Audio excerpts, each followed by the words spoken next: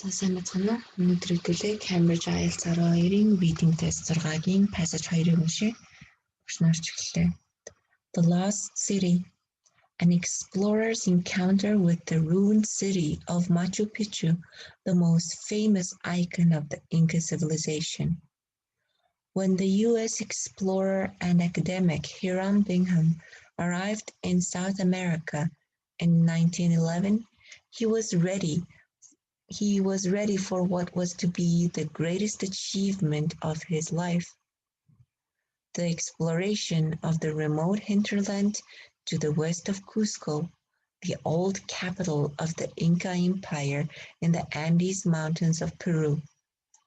His goal was to locate the remains of a city called Vitcus, the last capital of the Inca civilization. Cusco lies on a high plateau at an elevation of more than 3,000 meters, and Bingham's plan was to descend from this plateau along the valley of the Urubamba River, which takes a circuitous route down to the Amazon and passes through an area of dramatic canyons and mountain ranges. When Bingham and his team set off down the Urubamba in late July, they had an advantage over travelers who had preceded them. A track had recently been blasted down the valley canyon to enable rubber to be brought up by mules from the jungle. Almost all previous travelers had left the river at Ollantaytambo and taken a high pass across the mountains to rejoin the river lower down, thereby cutting a substantial corner, but also therefore never passing through the area around Machu Picchu. On 24th July, they were a few days into their descent of the valley.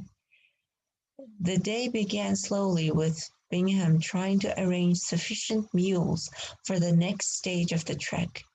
His companions showed no interest in accompanying him up the nearby hill to see some ruins that a local farmer, Melker Artiaga, had told them about the night before. The morning was dull and damp, and Bingham also seems to have been less than keen on the prospect of climbing the hill.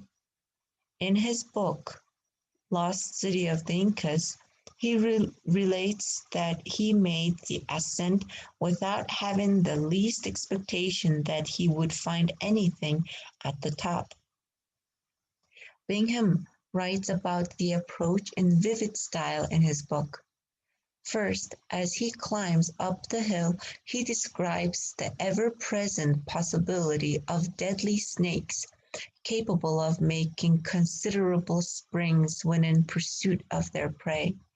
Not that he sees any. Then there's a sense of mounting discovery as he comes across great sweeps of terraces, then a mausoleum, followed by monumental staircases, and finally the grand ceremonial buildings of Machu Picchu. It seemed like an unbelievable dream. The sight held me spellbound, he wrote.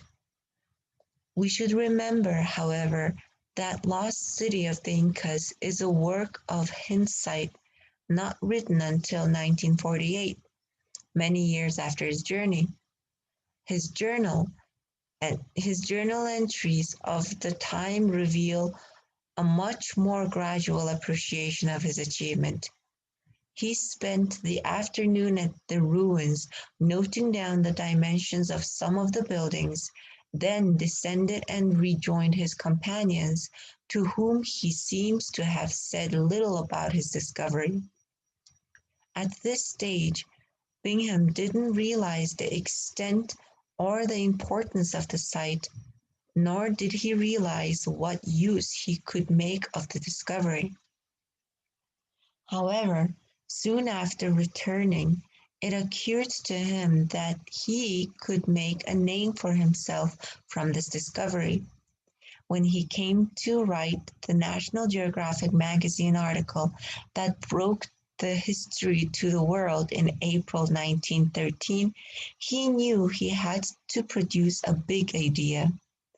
He wondered whether it could have been the birthplace of the very first Inca, Manco the Great, and whether it could also have been what chroniclers described as the last city of the Incas. This term refers to Vilcabamba, the settlement where the Incas had fled from Spanish invaders in the 1530s. Bingham made desperate attempts to prove this belief for nearly 40 years. Sadly, his vision of the site as both the beginning and the end of the Inca civilization, while a magnificent one, is inaccurate. We now know that Vilcabamba actually lies 65 kilometers away in the depths of the jungle. One question that has perplexed visitors, historians, and archaeologists alike ever since Brigham is why the site seems to have been abandoned before the Spanish conquest. There are no references to it by any of the Spanish chroniclers, and if they had known of its existence so close to Cusco, they would certainly have come in search of gold. An idea which has gained wide acceptance over the past few years is that Machu Picchu was a moya, a country estate built by an Inca emperor to escape the cold winters of Cusco, where the elite could enjoy monumental architecture and spectacular views. Furthermore, the particular architecture of Machu Picchu suggests that it was constructed at the time of the greatest of all the Incas, the Emperor Pachacuti. By custom, Pachacuti's descendants built other similar estates for their own use, and so Machu Picchu would have been abandoned after his death some 50 years before the Spanish conquest. За баярлалаа. Дараач 3 удаан шараа.